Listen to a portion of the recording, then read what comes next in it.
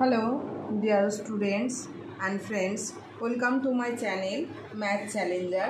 আজকে আমরা শুরু করতে চলেছি অষ্টম শ্রেণীর ত্রৈরাশিক পদ্ধতিতে সমাধান করা। কোষে দেখি 10.1। তো ত্রৈরাশিক পদ্ধতি বলতে কি, সমস্যাটা কি সেটা আমরা ছকে আগে লিখে নিব, তারপর আমাদের করতে হবে সেটা সরল অনুপাত না ব্যস্ত অনুপাত। তাহলে প্রথমে আমরা সরল অনুপাত বলতে কি বুঝি। সরল কথাটার অর্থই হচ্ছে আমাদের সোজাসুজি, অর্থাৎ একটা জিনিস একটার সঙ্গে যে কোনো কিছুর খাদ্য খাওয়ার সঙ্গে সময়ের যেমন একটা সম্পর্ক রয়েছে।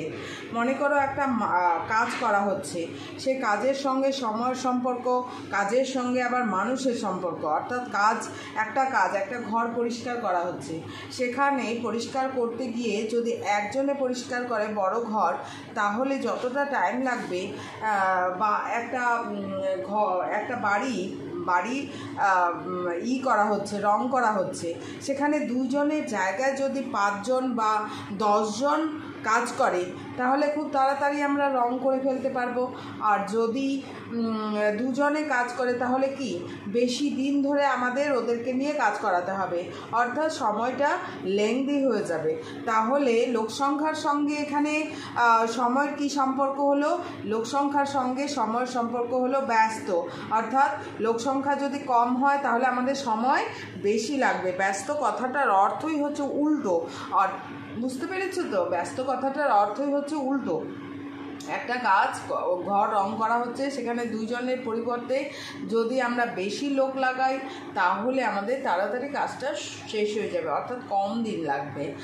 আর 2 জন যতটা, আরেকটা বিষয় হচ্ছে 2 জন যতটা কাজ করবে, বেশি লোক হলে কি তত বেশি কাজ করবে। অর্থাৎ কাজের সঙ্গে কতটা এরিয়ার সঙ্গে লোকের সম্পর্কটা কি দেখা গেল, তাহলে লোকসংখ্যা বাড়লে কাজও বেশি হবে। এটা হচ্ছে লোকসংখ্যার সঙ্গে লোকসংখ্যা কমলে কাজ কম হবে। এটা কি সরল অনুপাত। তাহলে সরল অনুপাত এবং ব্যস্ত অনুপাত সম্পর্কে বোঝা যাচ্ছে, তাই না? যদি আরেকটা বিষয় বলছি, যেমন লোকসংখ্যার সঙ্গে কোনো একটা কাজ, কিছু খাদ্য খাওয়া রয়েছে, সেই খাবারগুলো মনে করো আমাদের বাড়ির খাবারটা যে 1 মাসের খাবার কেনা হয়েছে, সেই খাবারটা আমরা যদি বাড়ির লোকেরা মিলে শুধু খাই তাহলে 30 দিনে শেষ হয়ে যাবে। কিন্তু যদি আত্মীয় স্বজন আসে তাহলে কি হবে? আমরা 30 দিন ধরে খেতে পারবো কি? পারবো না। আমরা কয়েকদিন, আমাদের খুব তাড়াতাড়ি চালটা শেষ হয়ে যাবে, খাবারটা শেষ হয়ে যাবে। অর্থাৎ তার সঙ্গে তাহলে খাদ্য খাবারের সঙ্গে সময়ের কি সম্পর্ক হলো? ব্যস্ত সম্পর্ক হয়ে গেল। সময়ের যখন লোকসংখ্যা বেড়ে গেল তখন সেই খাবারটা কিন্তু আমরা বেশি দিন ধরে খেতে পারবো না, 1 মাস ধরে খেতে পারবো না। এই যে বিষয়গুলো, সেগুলোই সেই জিনিসটা আমাদের বাস্তব জীবন থেকে বুঝতে হবে। বাস্তব জীবন থেকে যদি আমরা বুঝে নিই তাহলে অঙ্কটা করা খুব সহজ হয়ে যাবে। সবসময় আমি এটা বলছি যে অঙ্কটাই সবচেয়ে বাস্তব। সবসময় আমরা অঙ্কটা নিয়ে কাজ করছি, অথচ অঙ্কটাই আমরা ভয় পাচ্ছি। তো শুরু করা যাক। তাহলে আমরা কেমন করে অঙ্কগুলো করব দেখো। আজ আমার বাবা 390 টাকায় 15 কিগ্রা চাল কিনে এনেছে। 15 কিগ্রা চালের দাম কত? 390 টাকা। যদি 17 কিগ্রা এইরকম চাল কিনতেন, অর্থাৎ 15 কিগ্রার জায়গায় যদি 17 কিগ্রা কেনা হতো, তবে কত টাকা খরচ করতো? এটা আমরা ত্রৈরাশিক পদ্ধতিতে আমাদের করতে হবে। আমরা ঐকিক নিয়মেও করতে পারি। ঐকিক নিয়মেও আমরা জানি, আমরা ছোটোবেলা থেকে ঐকিক নিয়মে কিন্তু করেছি যে 15 কিগ্রা চালের দাম 390 টাকায় 1 কিগ্রা চালের দাম কম হবে, অর্থাৎ 390/15। 17 কিগ্রা চালের দাম বেশি হবে 1 কিগ্রার থেকে, 17 গুণ করে দিয়েছি। এভাবে কিন্তু আমরা করেছি। এখন কিন্তু আমাদের বলছে না, ওভাবে করতে হবে না, ত্রৈরাশিক পদ্ধতিতে করতে হবে। ত্রৈরাশিক পদ্ধতিটা কি তাহলে সেটা দেখে নেওয়া যায়।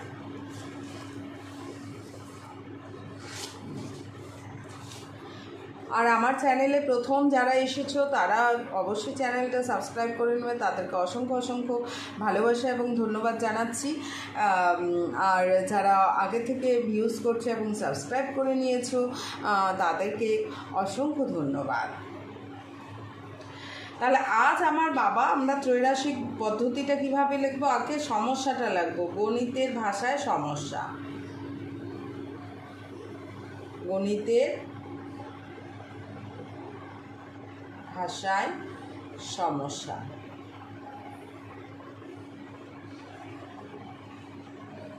সমস্যাটি কি আমাদের কি বের করতে হবে সেটা কিন্তু আমাদের লিখতে হবে লাস্টে। হ্যাঁ, দুটো সমস্যা কি, চালের পরিমাণ কিগ্রা, চালের পরিমাণ যে জিনিসটা দুবার দেওয়া থাকবে সেটা আমরা বাম সাইডে লিখব, সেটা আমরা বাম সাইডে লিখব, আর যেটা হচ্ছে নির্ণয় করতে হবে সেটা আমরা ডান সাইডে লিখব। তাহলে কি, চালের পরিমাণ, কিগ্রাটা কি, চালের পরিমাণ,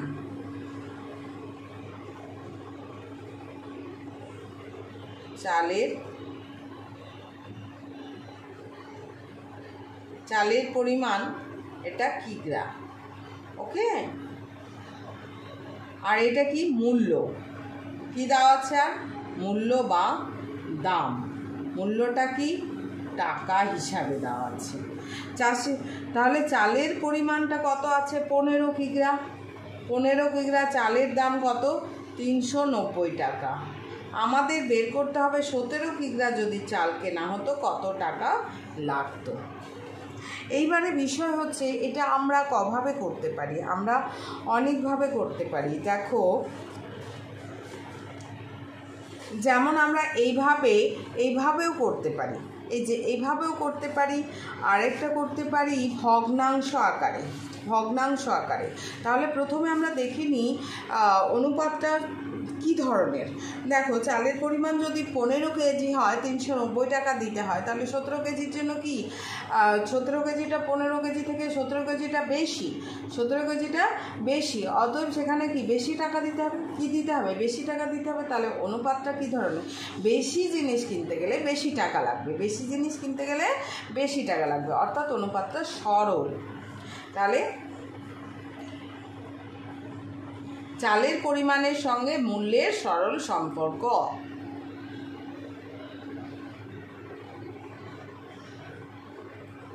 চালের পরিমাণের সঙ্গে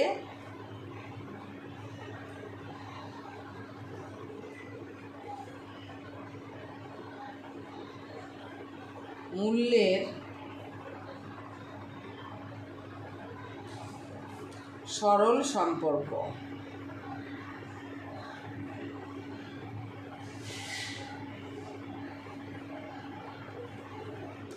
এইবার সরল সম্পর্ক যদি হয় তাহলে আমরা কিন্তু ডিরেক্ট অনুপাত সমানুপাত করে করতে পারি, কিন্তু আরেক রকম করে করতে পারি যে চালের পরিমাণ বাড়ার সঙ্গে সঙ্গে কি হচ্ছে, মূল্যও বেড়ে যাবে, অর্থাৎ ভগ্নাংশটি একের চেয়ে বেশি হবে, ভগ্নাংশটি হবে, এইভাবেও করা যায়। তাহলে আবার ডিরেক্টও করা যায়। ডিরেক্ট কিভাবে, যদি সরল সম্পর্ক হয় তাহলে আমাদের কিভাবে লিখতে হবে সরল সম্পর্ক, তাহলে নির্ণয় মূল্যটা কী হবে, 390 তো হবেই, তার সঙ্গে গুণ হয়ে যাবে নিচেরটা বাই উপরেরটা, এইটুকু মনে রাখতে হবে। নয়তো আরেকটা বিষয় রয়েছে, আমরা এভাবেই করে নেব, চট জলদি করে নেব। তাহলে নির্ণয় মূল্য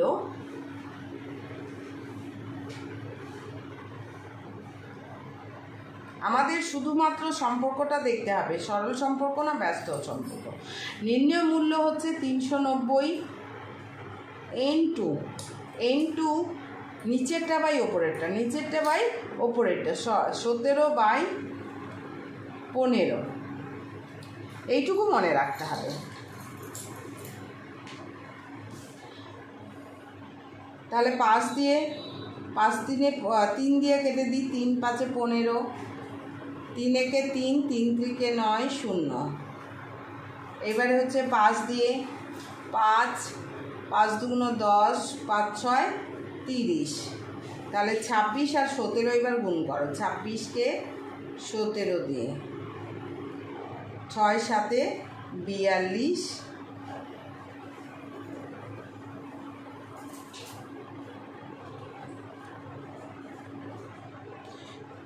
এখানে আরেকটা কথা আমরা লিখতে পারতাম, চালের পরিমাণের সঙ্গে মূল্যের কি সম্পর্ক? সরল সম্পর্ক। যেহেতু চালের পরিমাণ বাড়ছে, মূল্যও বাড়বে।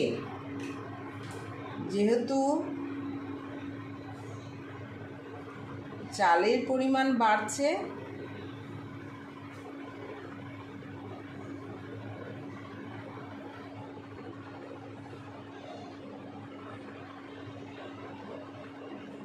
মূল্যও কি হবে? বাড়বে।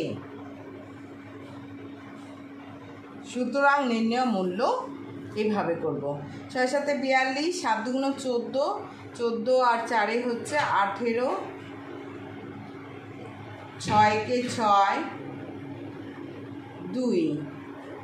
আরেকটা পদ্ধতি আমি অন্য অঙ্কটাতে দেখিয়ে দিব আমি কিভাবে অন্য আরেকটা পদ্ধতি অ্যাপ্লাই করি। ঠিক আছে, এটা আমি সোজাসুজি করে দিলাম।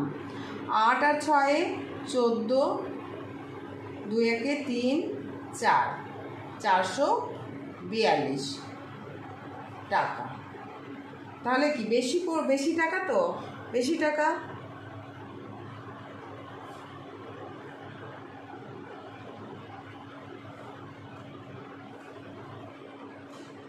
ভুল হলো, দেখো তো। 2, 3 দিয়ে কাটছি, 3 5 15, 3 একে 3, 3 থেকে 9 0। এবারে হচ্ছে 5 দিয়ে, 5 একে 5, 5 5 2 10, 5 2 10, 30 হইল, 5 6 30। এবার 26 আর 17, 6 7 42, 7 2 14, 14 আর 4 18, 6 2 2, 6 6 12, 13 14, 2 একে 3 4, 442 টাকা।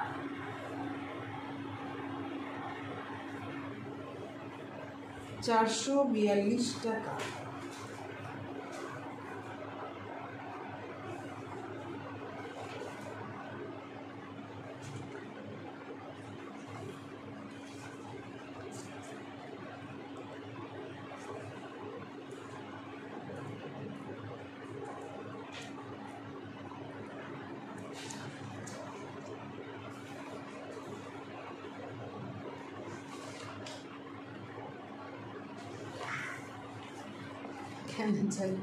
ঠিক আছে, তাহলে উত্তরে আমরা কি লিখব? পরের অঙ্কটাতে আমি আরেকটা পদ্ধতি অ্যাপ্লাই করব। ঠিক আছে, অনুপাতের নয়, এইটারই কিভাবে আরেকটা ভগ্নাংশটা নির্ণয় করব সেটা দেখাবো। তাহলে কত টাকা? তবে বাবা উত্তরে লিখতে হবে, উত্তর অবশ্যই লিখতে হবে। তবে বাবা 442 টাকা খরচ করতেন।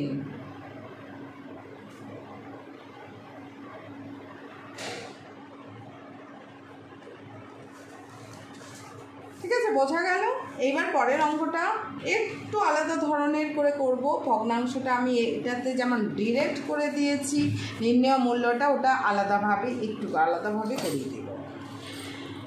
বলছে ভেঙ্কট মামা 20 মিটার ছিট কাপড়ের একই মাপে 4টি জামা তৈরি করবেন। এত মিটার ছিট কাপড়ে একই মাপে 4টি জামা তৈরি করবেন। কথাটার অর্থ কি? 4টা জামা 20 মিটার লাগছে। 4টা জামা তৈরি করতে তার 20 মিটার লাগছে। একই রকম 12টি জামা তৈরি করতে তার কত ছিট কাপড় লাগবে?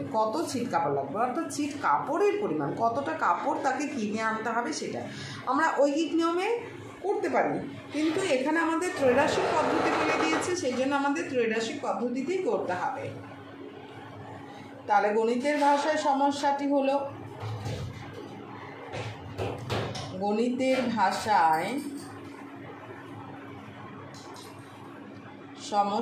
হলো,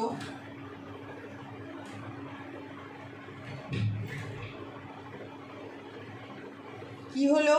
আমাদের কি বার করতে হবে? জামার পরিমাণ। 4টা জামা তৈরি হচ্ছে 20 মিটার লাগছে, তাহলে 12টা জামা তৈরি করতে কত মিটার লাগবে? অর্থাৎ কাপড়ের পরিমাণ আমাদের বের করতে হবে। জামার সংখ্যা আমাদের দেওয়া আছে, জামার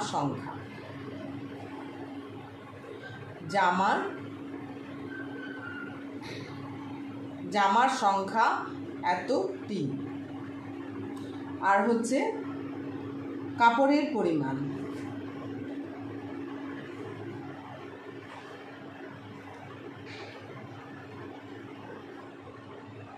কাপড়ের পরিমাণ এত মিটার, তাই না? তাহলে জামার সংখ্যা 4টা জামা তৈরি করতে কাপড় লাগছে কত? কাপড় লাগছে 20 মিটার। তো কটা জামা তৈরি করবে? দেখো 12টি জামা তৈরি করবে। কটা জামা তৈরি করবে? 12টি জামা তৈরি করতে কত মিটার কাপড় লাগবে? তাহলে দেখো এমনি স্বাভাবিকভাবেই আমরা জানি জামার পরিমাণ, জামার সংখ্যা যদি বেশি হয় তাহলে কাপড়ের পরিমাণ কি বাড়বে? জামার সংখ্যার সঙ্গে কাপড়ের পরিমাণ কি সরল সম্পর্ক।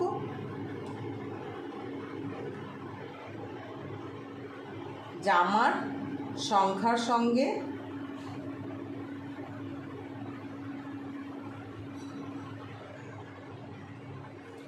কাপড়ের পরিমাণ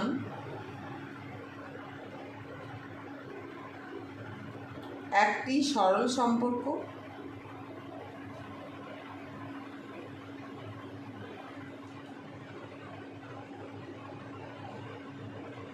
আরেকটা যে পদ্ধতি সেটা বলছি সরল সম্পর্ক। যেহেতু জামার সংখ্যা কি হচ্ছে বাড়ছে, যেহেতু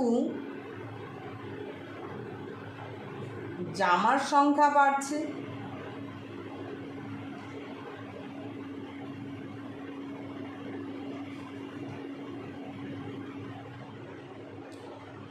কেন? 4 থেকে 12 হলো। যেহেতু জামার সংখ্যা বাড়ছে তাহলে কি হবে? কাপড়ের পরিমাণও বাড়বে।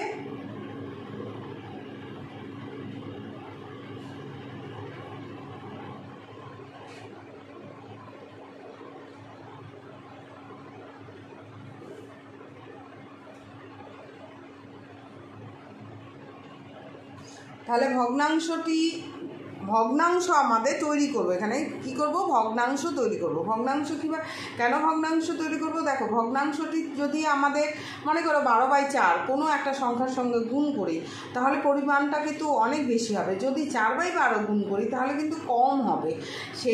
সেই জায়গাটাই কথাটা বলা হচ্ছে কাপড়ের পরিমাণও বাড়বে। তাহলে ভগ্নাংশটি কী হবে?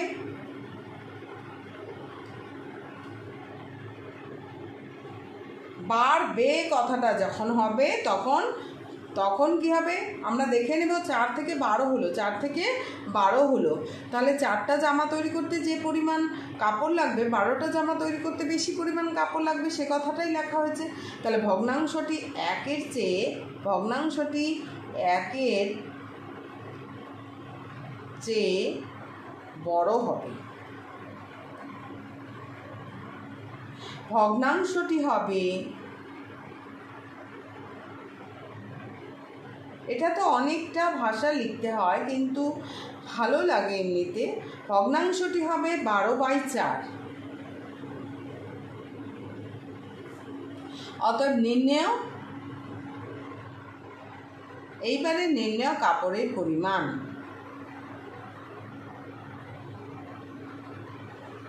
নির্ণয় কাপড়ের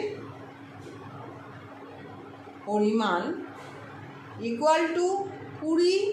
এইখানকার যে 20 আছে ইনটু ভগ্নাংশটা গুণ করে দেবো 12/4। তাহলে 4×5 = 20, 5×12 = 60 মিটার। এবার উত্তর যা লেখা লিখে নেবে তোমরা। তাহলে বোঝা গেল এটা। যদি এই পদ্ধতিটা ভালো লাগে তাহলে তোমরা আগেরগুলো এইভাবে করে নিতে পারো, নয়তো ডিরেক্টও আমরা করে ফেলতে পারি। যদি আমাদের সরল অনুপাত হয় তাহলে নিচেরটা বাই উপরেরটা, আর যদি ব্যস্ত অনুপাত হয় তাহলে উপরেরটা বাই নিচেরটা। তোমরা এই অঙ্কটা এভাবেও করে নিতে পারো। তো পরের অঙ্কগুলো আমি ফার্স্ট পদ্ধতিতেই করাচ্ছি, তাহলে কম টাইমে তোমরা খুব সহজে করে ফেলতে পারবে। দেখো 3 নাম্বারটা।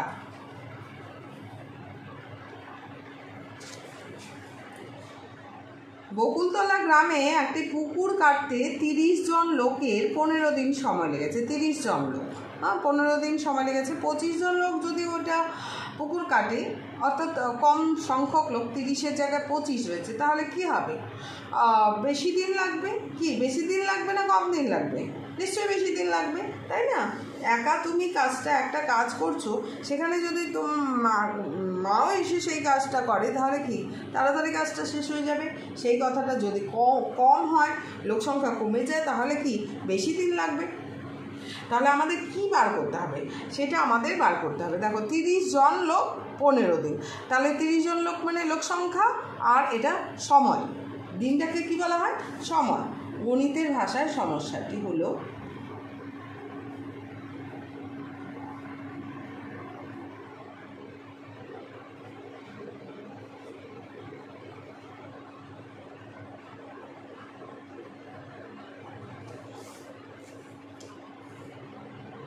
লোক সংখ্যা আমাদের কত দিনে শেষ হবে, কত দিনে, সময়টা বের করতে হচ্ছে। তাহলে লোক সংখ্যা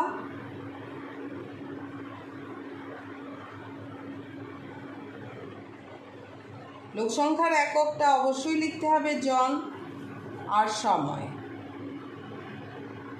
সময় মানে দিন। ওকে, তাহলে লোক সংখ্যা আগে কত ছিল, 30 জন লোক ছিল। 30 জন লোক ছিল, 15 দিনে শেষ করেছিল।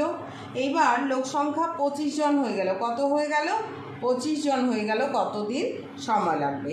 এবার বুঝতেই পারছো লোক সংখ্যার সঙ্গে সময় কী সম্পর্ক। একটা কাজ করতে গিয়ে যদি লোক সংখ্যা বেড়ে যায় তাহলে আমাদের কম সময় লাগবে, অর্থাৎ ব্যস্ত সম্পর্ক। যদি কমে যায় লোক, তাহলে কি হবে, বেশি দিন ধরে কাজটা করতে হবে। কী করতে হবে, বেশি দিন ধরে কাজটা করতে হবে। তাহলে লোক সংখ্যার সঙ্গে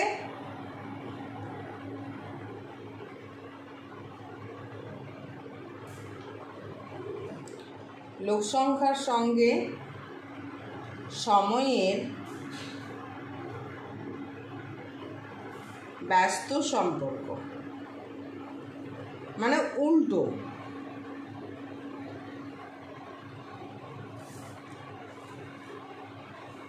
লোক সংখ্যার সঙ্গে সময়ের ব্যস্ত সম্পর্ক। যেহেতু লোক সংখ্যা কি হচ্ছে, কমছে, সময় বাড়বে। যেহেতু লোক সংখ্যা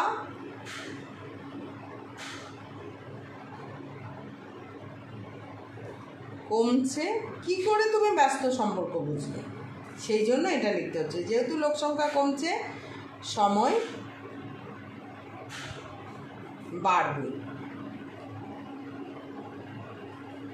আর আমরা কিছু বললাম না এখানে, নির্ণয় একেবারে ডিরেক্ট ওই পদ্ধতি। আগের 2 নম্বর পদ্ধতিটা যদি বলি তাহলে বলবো যে যেহেতু লোক সংখ্যা এটা তো কমছে, বাড়বে, অতএব ভগ্নাংশটি 1-এর চেয়ে বেশি হবে, ভগ্নাংশটি হবে।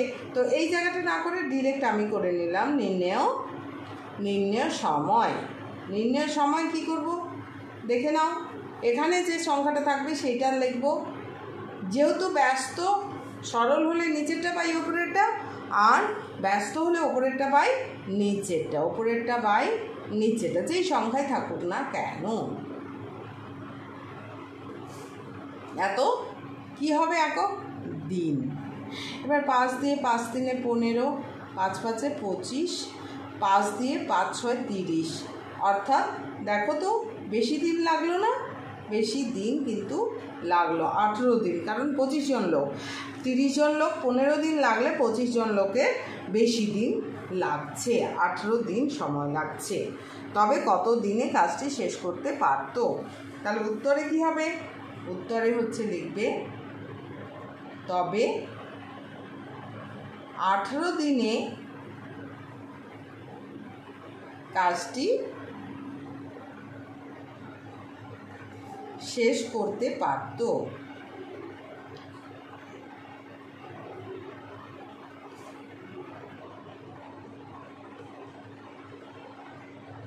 ওকে, এবার দেখো 4 নাম্বারটা। কাকিমা ঘন্টায় 40 কিমি বেগে গাড়ি চালিয়ে 5 ঘন্টায় মামার বাড়ি পৌঁছে গেলেন। অর্থাৎ ঘন্টায় 40 কিমি, 1 ঘন্টায় 40 কিমি বেগে গাড়ি চালাচ্ছে, তাতে সময় লাগলো 5 ঘন্টা। এবার তিনি যদি ঘন্টায় 50 কিমি বেগে অর্থাৎ গাড়ির গতিবেগ বাড়িয়ে দেয় তাহলে পৌঁছাতে কত সময় লাগবে? দেখো, অনেক সময় আমাদের এরকম হয় স্কুলে যেতে, যেখানে আমরা 10টার দিকে বেরোই সেখানে আমাদের 10:10 বেজে গেল। তখন আমরা কি আগের মতো ঢিলেঢালাভাবে সাইকেল চালাই না গাড়ি চালিয়ে যাই? তখন কিন্তু আমরা দ্রুত বেগে যাই, অর্থাৎ গতিবেগটা আমাদের বাড়িয়ে দিই। তাহলে গতিবেগ বেড়ে গেলে সময়টা কি লাগবে? কম লাগবে না বেশি লাগবে? কখন আমরা গতিবেগ বাড়াই? যখন আমাদের সময় কম থাকে হাতে, অর্থাৎ সময় কম লাগবে। গতিবেগ বেড়ে গেলে সময় কম লাগবে, সময় বেড়ে গেলে গতিবেগ কম হলেও চলবে। সময় যদি বেশি থাকে তাহলে আমরা ধীরে ধীরে যাই। তাহলে সম্পর্কটা কী ধরনের? উল্টো, ব্যস্ত সম্পর্ক। তাহলে 4 নাম্বারটা হচ্ছে আমাদের গতিবেগের সঙ্গে সময়ের সম্পর্ক। গতিবেগ আর সময়, আমাদের সময় বের করতে হবে। কী বের করতে হবে? সময় বের করতে হবে। গণিতের ভাষায় সমস্যাটি।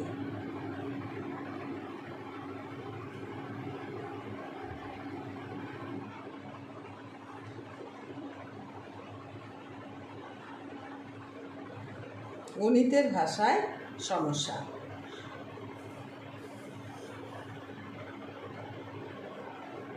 তাহলে আমাদের গতিবেগ দেওয়া আছে, দেখো 50 কিলোমিটার পার বেগে আর 40 কিলোমিটার পার বেগে। সময়টা হচ্ছে 5 ঘন্টায় যাচ্ছে, কত ঘন্টায় যাচ্ছে? তাহলে সময়টা আমাদের বের করতে হবে। গতিবেগ, আমাদের গতিবেগ দেওয়া আছে। গতিবেগ কিমি পার ঘন্টা আর সময়, কতটা সময় লাগলো? ঘন্টা। ওকে, তারপর হচ্ছে গতিবেগ হচ্ছে 40 কিলোমিটার বেগে যাচ্ছিল, তাতে সময় লেগেছিল 5 ঘন্টা। এবার 50 কিলোমিটার বেগে যাচ্ছে, তাতে সময় কত লাগবে? তাহলে অনুপাতটা কী ধরনের সেটা আমি বুঝিয়ে দিলাম যে আমাদের গতিবেগ যদি বেড়ে যায় তাহলে কি হবে? সময় কম লাগবে। অর্থাৎ কখন আমরা গতিবেগ বাড়াই? যখন আমাদের সময় হাতে কম থাকে, অর্থাৎ কম সময়ে আমরা যেতে চাই। এখনকার দিনে মানুষ কি সাইকেলে করে স্কুলে না গিয়ে কি করছে, মানে টিচাররাই মনে করো সাইকেলে করে একটা স্কুলে না গিয়ে বাইকে করে যাচ্ছে। কেন যাচ্ছে? তাড়াতাড়ি যাবে বলে, খুব কম সময়ে তাড়াতাড়ি যাবে বলে, খুব কম সময় যাবে বলে। কারণ হচ্ছে বাইকের গতিবেগ অনেক বেশি। গতিবেগের সঙ্গে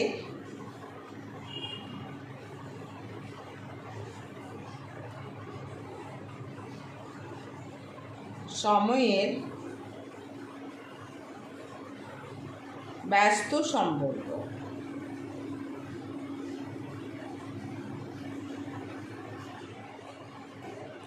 গতিবেগ বাড়লে যেহেতু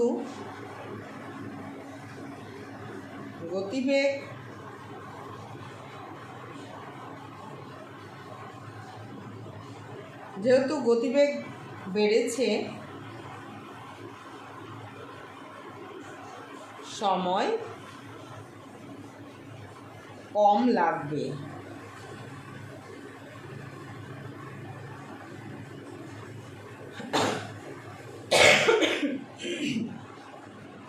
একেবারে আমরা নির্ণয় কি আমাদের নির্ণয় সময়। তাহলে ব্যস্ত সম্পর্ক হলে আমরা কি করব? 5 এদিকে যা আছে সেটা গুণন, ব্যস্ত হলে কি করব? সোজাসুজি লিখব, তাই না? দেখো ওপরেরটা কি করেছিলাম আমরা? ব্যস্ত সম্পর্ক 30/25 লিখেছিলাম, ওপরটা বাই নিচটা সোজাসুজি লিখব। তাহলে 40/50 ঘন্টা। দেখো 0 কেটে গেল, 5 কেটে গেল, অর্থাৎ 4 ঘন্টায় কাকিমা পৌঁছে যাবে। তাহলে উত্তরে কি হবে?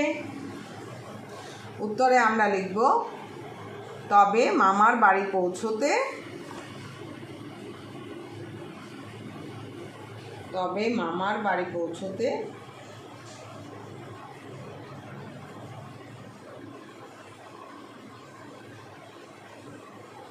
পৌঁছতে 4 ঘন্টা সময় লাগবে। এবার 5 নাম্বারটা দেখো। মঙ্গলপুর গ্রামের একটা আশ্রয় শিবিরে 4000 জন লোকের 9 দিনের খাবার মজুদ ছিল। অর্থাৎ 4000 জন লোক যদি থাকে তাহলে 9 দিন ধরে খাবারটা খেতে পারবে। কিন্তু 3 দিন পরে এতজন লোক অন্যত্র চলে যায়, অর্থাৎ তাদের ব্যবস্থা হয়ে গেছে হয়তো থাকার, ঠিক আছে, ওদের জল যে বন্যার সময় যেটা হয় সেটা ওদের বাড়িগুলো জল থেকে উঠে গেছে। তো 3 দিন পরে 1000 জন লোক অন্য জায়গায় চলে গেলেন, বা অন্য জায়গায় তাদের খাওয়া দাওয়ার ব্যবস্থা, শিবিরের ব্যবস্থা হয়েছে।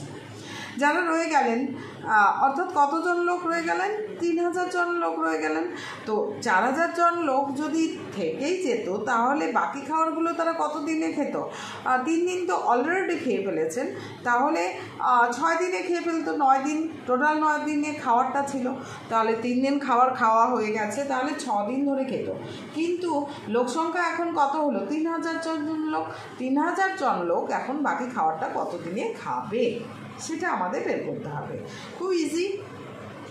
তাহলে আমাদের সম্পর্কটা কি? লোক সংখ্যার সঙ্গে সময়ে, হ্যাঁ, লোক সংখ্যা। তাহলে সমস্যাটি একই রকম করে লিখবে গণিতের ভাষায়। সমস্যাটি হলো, আমি সমস্যাটি হলো লিখলাম শুধু লোক সংখ্যা, লোক সংখ্যা খুব ইম্পর্ট্যান্ট অঙ্ক। এই ধরনের অঙ্ক কম্পিটিটিভ এক্সামেও প্রচুর আসে, ঠিক আছে। লোক সংখ্যা এবং সময়।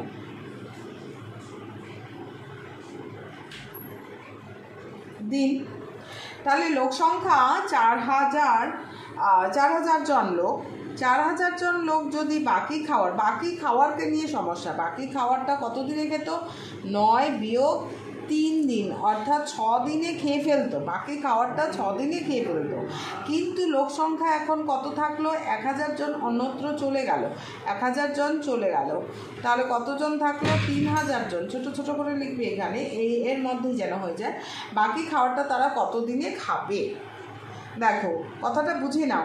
লোক সংখ্যা 4000 জন ছিল, 3 দিন খেয়ে ফেলেছিল, তাহলে বাকি খাবারটা তারা 6 দিনে খেত। কিন্তু লোক সংখ্যা হয়ে গেল 1000 জন চলে গেল, অর্থাৎ 3000 জন রইল, বাকি খাবারটা কত দিনে খাবে? তাহলে খাবারের সঙ্গে সময়ের কী সম্পর্ক? লোক সংখ্যা বেড়ে গেলে সময় কি? সেই খাবারটা আমরা কি মানে যতদিন ধরে খাওয়ার কথা ছিল ততদিন ধরে খেতে পারবো কি? লোক সংখ্যা যদি বেড়ে যায় কম দিনে আমাদের শেষ হয়ে যাবে, আর লোক সংখ্যা যদি কমে যায় তাহলে আমরা বেশি দিন ধরে খেতে পারবো। অর্থাৎ সম্পর্কটি লোক সংখ্যার সঙ্গে খাওয়ারের কি তাহলে কথাটা লিখবো লোক সংখ্যার সঙ্গে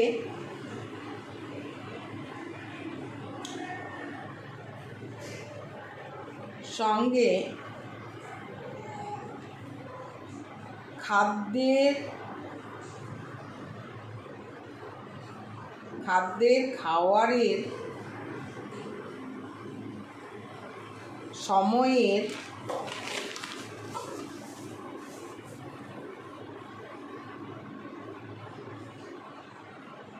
কি সম্পর্ক? ব্যস্ত সম্পর্ক।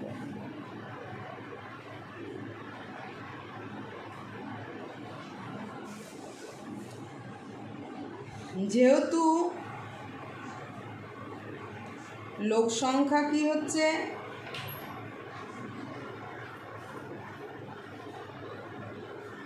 কমছে, সময় কি হবে? যেহেতু লোক সংখ্যা কমছে সময় বাড়বে।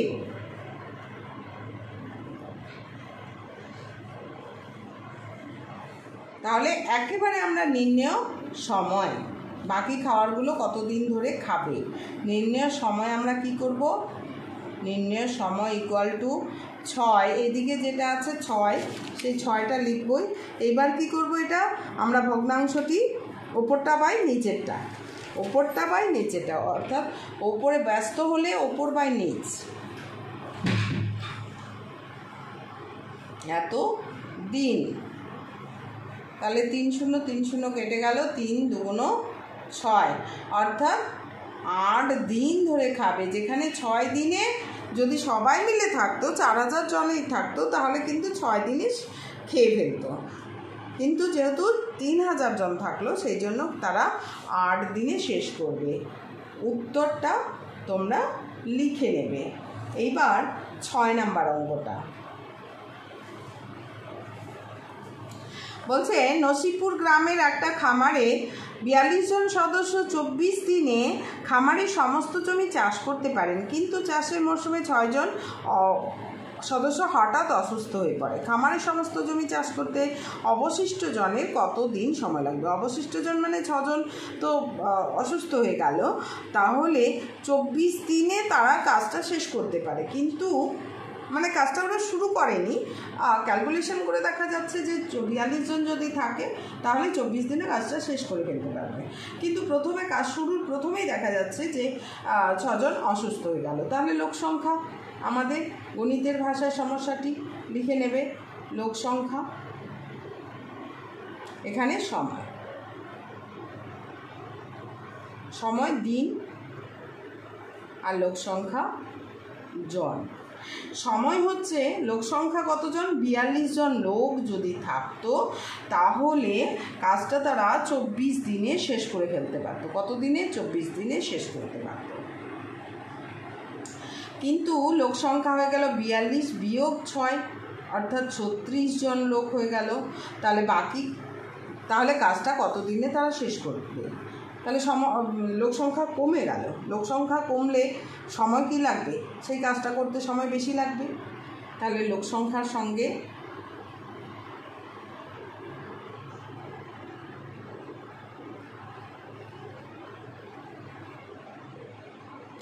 সময়ের ব্যস্ত সম্পর্ক খুব সহজ, খুব ভালো করে করতে পারবে, তোমরা প্রত্যেকেই করতে পারবে। যেহেতু লোক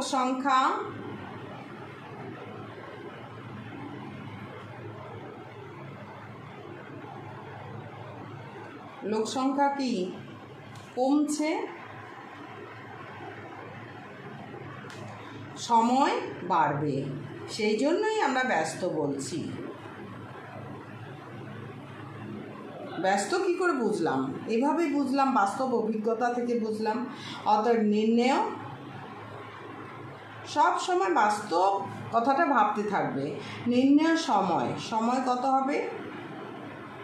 ব্যস্ত হলে আমরা 24 এখানে লিখব, ব্যস্ত হলে উল্টোটা লিখব, সোজাসুজি লিখব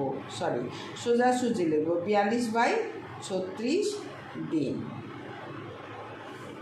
তাহলে দেখো 6 6 6 36, 6 4 24, 6 7 42, 7 4 28 দিন। 24 দিনের জায়গায় 28 দিন লাগলো। এবার উত্তরটা তোমরা লিখে নেবে। এবার আমি পরের অঙ্কটা করে দিচ্ছি। দেখো, একটি কারখানায় 1000টি যন্ত্রাংশ তৈরি করতে 16টা মেশিনের 27 দিন সময় লাগে। যদি ওই কারখানায় আরও 2টা মেশিন বসানো হয়, অর্থাৎ 16টার জায়গায় 18টা হয়ে যায়, তাহলে একই সংখ্যক যন্ত্রাংশ তৈরি করতে 1000টাই করবে। যেহেতু একই সংখ্যা, সেই জন্য আমরা এই কাজটা আর লিখব না, কতদিন সময় লাগবে। যদি ভ্যারি করতো তাহলে পরের চ্যাপ্টারে আমরা চলে যাব। একই জিনিস। সমস্যাটি হলো, গণিতের ভাষায় সমস্যাটি হলো, তাহলে আমাদের বের করতে হবে সময়। কি বের করতে হবে? সময়। তাহলে যন্ত্রাংশের সংখ্যা,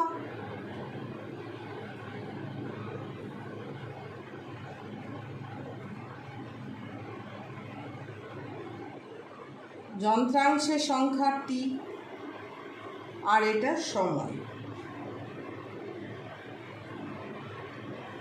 দিন। যেহেতু একই সংখ্যক 1000টিই করতে হবে, ওই জন্য ওটাকে আমরা নিব না। মানে যে কোনো কাজ, বলে যে একটা পুকুর খনন করা, বা 5টা পুকুর খনন করতে এতজন লোকের যতদিন সময় লাগে, 5টা পুকুর খনন করতে এতদিন লোকের কতদিন সময় লাগে, অর্থাৎ পুকুরটা ফিক্সড রয়েছে। সেই রকম 1000টি যন্ত্রাংশ কিন্তু ফিক্সড রয়েছে, সেই জন্য সেটাকে আমরা আর সমস্যার মধ্যে আনবো না। যন্ত্রাংশের সংখ্যা 16টা যদি হয় তাহলে সময় লাগছে 27 দিন, কিন্তু আরও 2টো বসানো হচ্ছে, অর্থাৎ 18টি যদি হয় তাহলে কত দিনে তারা 1000টি করবে। তাহলে সম্পর্কটি যন্ত্রাংশের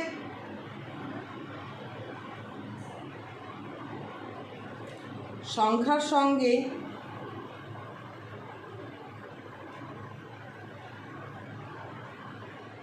সময়ের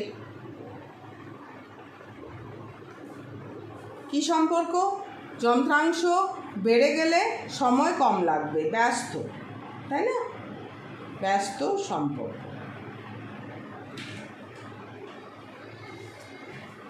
যেহেতু যন্ত্রাংশের সংখ্যা বাড়ছে,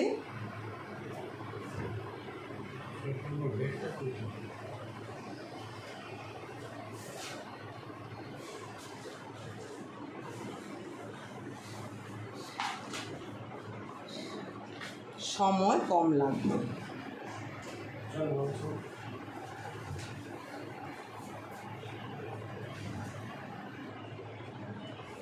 অতএব নির্ণেয় সময়, নির্ণেয় সময় কত হবে? 27 গুণন তাহলে 16/18, 18 দিন। দেখো এটা কত দিয়ে কাটবে? 9 দিয়ে। 9 দুগুণা 18, 3 নং 27, 2 8 16, 8 3 24 দিন। 1000টি যন্ত্রাংশ তৈরি করতে তাহলে 18টা বসানোর ফলে 24 দিনে কিন্তু করে ফেলতে পারবে। উত্তর তাহলে কি লিখবে? যে কতদিন সময় লাগবে? একই যন্ত্রাংশ, একই সংখ্যক,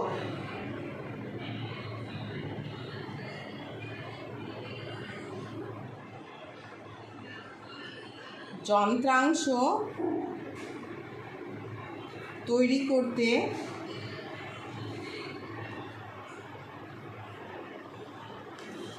24 দিন সময় লাগবে। তাহলে আমাদের পুরো চ্যাপ্টারের অঙ্কগুলো কিন্তু আমরা করে ফেললাম। পুরো চ্যাপ্টার 1 থেকে 7 অবধি অঙ্ক হয়ে গেল। এইটা সে করতেই পারো, সমস্যাটা দেওয়া আছে, এরপর তোমাদের সমাধান করে ফেলতে পারো। তো আশা করি তোমাদের সকলেরই খুব ভালো লাগবে। তো যে প্রথম ভিউজ করেছো অবশ্যই চ্যানেলটি সাবস্ক্রাইব করে নেবে, আর যারা করছো তাদের তো অসংখ্য অসংখ্য ধন্যবাদ।